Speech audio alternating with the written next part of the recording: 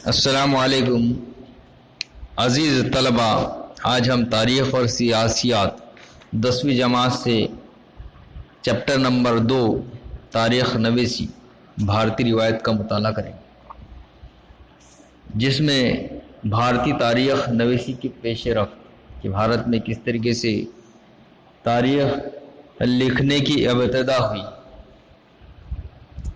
دوسرے بھارتی تاریخ نویسی کے اندر مختلف فلسفیانہ نظام، اس پر بھی ہم روشنی ڈالیں گے۔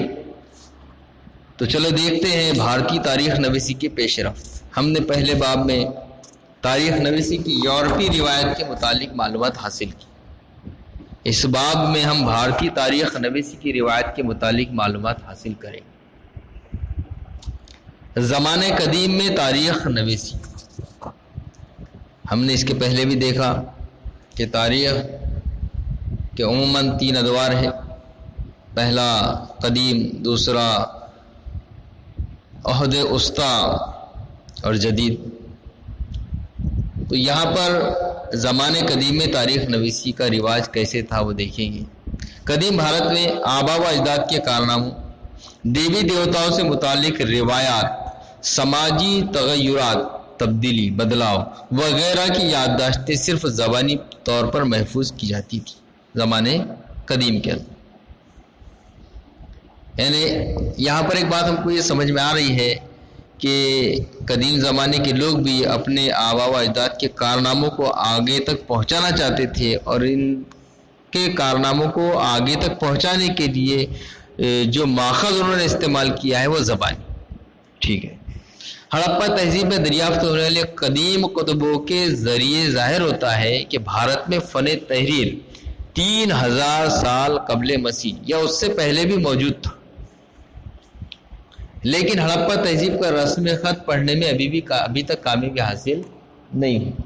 یعنی یہ بات تو سمجھ میں آ گئی کہ ہندوستان کے اندر جو فن تحریر تھا، یعنی تاریخ لکھنے کا جو فن تھا وہ قبل مسیح 3000 یعنی اس سے پہلے بھی موجود تھا، لیکن ہڑپا تہذیب کا رسم خط پڑھنے میں ابھی تک کامیابی حاصل نہیں ہوئی۔ یعنی ہم دیکھ رہے ہیں سامنے جو یہ تصویر آپ کو نظر آ رہی ہے، تو کوئی ایسا ماہرین ابھی تک نہیں ہوا جس نے اس رسم خط کو پڑھنے میں مکمل طور پر کامیابی حاصل کی۔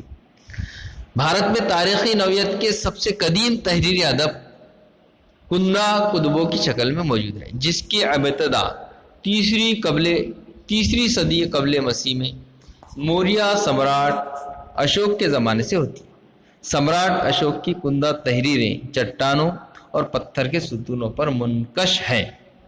پہلی صدی عیسوی سے ہی دھاتوں کے سکے، مورتیاں اور مجسمے، تانبے کی تختیوں وغیرہ پر کندا تحریریں دستیاب ہونے لگی، جن سے اہم تاریخی معلومات حاصل ہوتی۔ یعنی یہ جو چیزیں ہم نے اوپر دیکھے طبعی ماخذ، اس کے اندر جو کندا کر کے جو تحریریں کی گئی ہیں تو اس سے ہمیں تاریخی معلومات حاصل ہوتی ہے۔ ان تمام کندا تحریر کی وجہ سے جو پتہ چلتا ہے وہ بادشاہوں کا زمانہ، ان کا نسب شجرہ، ان کی حکومت کہاں تک تھی، حکومتی نظام کیسا تھا، اس زمانے کی سیاسی اتھل پتھل، سماجی ڈھانچہ، آب و ہوا، قحط جیسے اہم موضوعات کی معلومات ہمیں حاصل ہوتی۔ قدیم بھارتی ادب میں رامائن، مہابھارت جیسی طویل رزمیہ نظمیں، پران، جین اور بدھ مذہب کی کتابیں، مذہبی کتابوں کے علاوہ بھارتی مصنفوں کا تصنیف کردہ تاریخی ادب، غیر ملکی سیاحوں کے سفر نامے، سیاح جو گھومنے کے لیے آتے ہیں، سفر کرنے والے، وہ بھی تاریخ نویسی کے اہم ماخذ سمجھے جاتے ہیں۔ زمانے قدیم کے بادشاہوں کی سوانح اور شاہی خاندانوں کی تاریخ پر مشتمل تحریریں بھارتی تاریخ نویسی کی پیش رفت کے اہم مراحل ہیں۔ 7ویں صدی عیسوی میں بان بھٹ نامی شاعر کی لکھی ہرش چرت نامی سنسکرت نظم تاریخی سوانح کی شکل میں موجود ہے، جس میں اس زمانے کی سماجی، معاشی، سیاسی، مذہبی اور تہذیبی زندگی کی عکاسی کی گئی۔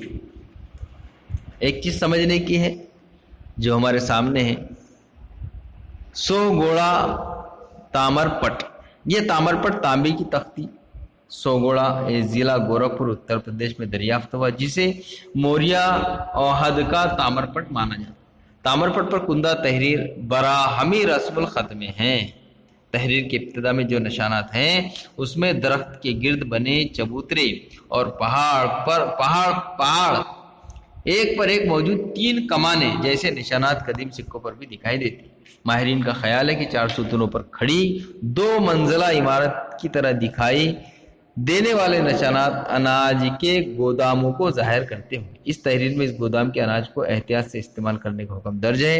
مانا جاتا ہے کہ یہ حکم سوکھے اور قحط جیسے حالات سے نپٹنے کی خاطر احتیاطی اقدامات پر مشتمل ہوگا۔ عہد وسطی میں تاریخ نویس، درمیان کا زمانہ، بیچ کا۔ 12ویں صدی عیسوی میں کلہن کی تحریر کردہ راج ترنگنی کشمیر کی تاریخ پر مبنی کتاب ہے۔ اس میں کلہن نے لکھا ہے کہ یہ کتاب تاریخ نویسی کی سائنسی نوعیت کے جدید تصور سے رشتے کو ظاہر کرتی ہے، جسے کئی کندہ تحریریں، سکے، قدیم عمارتوں کے باقیات، شاہی گھرانوں کے مصدقہ اندراجات اور مقامی رسم و رواج جیسے کئی وسائل کا باریک بینی سے مطالعہ کر کے لکھا گیا ہے۔ عہد وسطی میں بھارت میں مسلم حکمرانوں کے درباری تاریخ نویسیوں پر عربی اور فارسی کے اثرات غالب تھے۔ عہد وسطی کے مسلم مورخوں میں ضیاء الدین برنی اہم مورخ تھے۔ تاریخ فیروز شاہی نامی کتاب میں انہوں نے تاریخ نویسی کے مقصد کی وضاحت کی۔ کس مقصد کے تحت تاریخ فیروز شاہی لکھی گئی تھی؟ ان کا خیال ہے کہ تاریخ نویس کا فرض صرف حکمرانوں کے کارناموں اور فلاح و بہبود کے قصے بیان کرنے پر ختم نہیں ہو جاتا، بلکہ حکمرانوں کی خطا کاریوں اور غلط پالیسیوں پر تنقید بھی کرنی چاہیے۔ اتنا ہی نہیں بلکہ معاصر عہد کی عظیم شخصیات، محققین، ادبا اور سنتوں کے تہذیبی زندگی پر اثرات کا احاطہ بھی کرے۔ برنی کے ان خیالات کی وجہ سے تاریخ نویسی کی اوسط میں اضافہ ہو گیا۔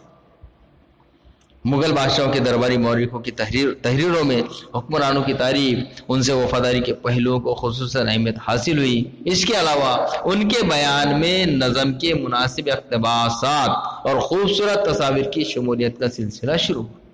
مغل حکومت کے بانی بابر کی سوانح حیات تذکے بابری میں ان جنگوں کا حال رقم ہے جو اسے لڑنی پڑی۔ اس کے علاوہ مختلف علاقوں کے سفر اور شہروں کے رداد، معاشی نظام، رسم و رواج، نباتات وغیرہ کا باریک بینی سے کیا گیا مشاہدہ بھی شامل۔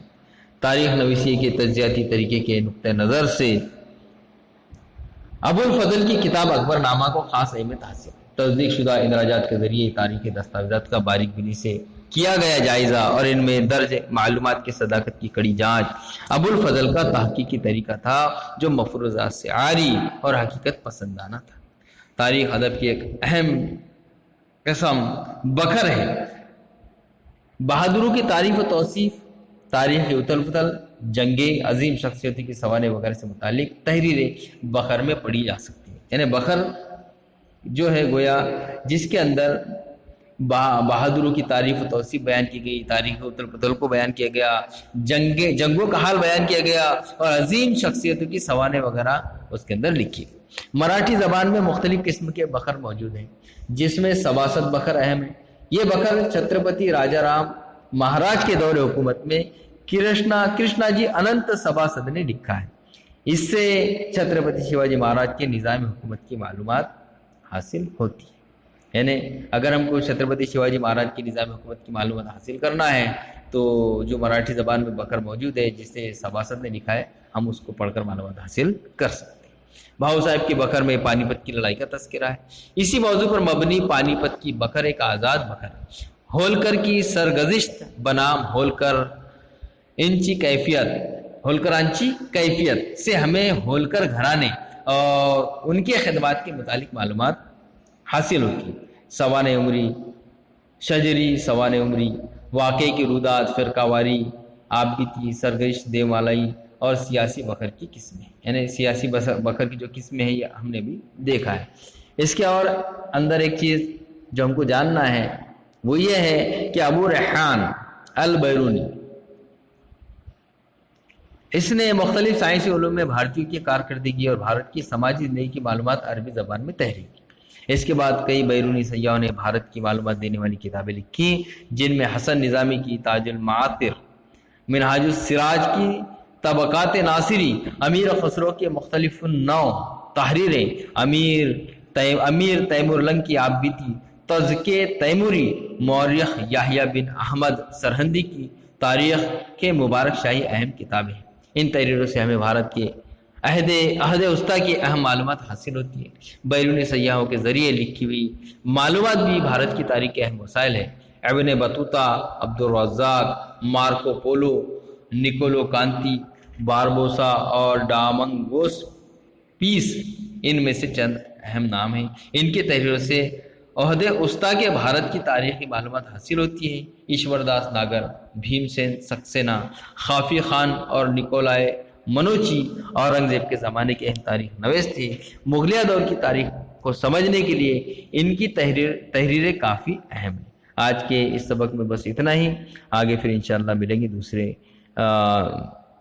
پیریڈ میں دوسرے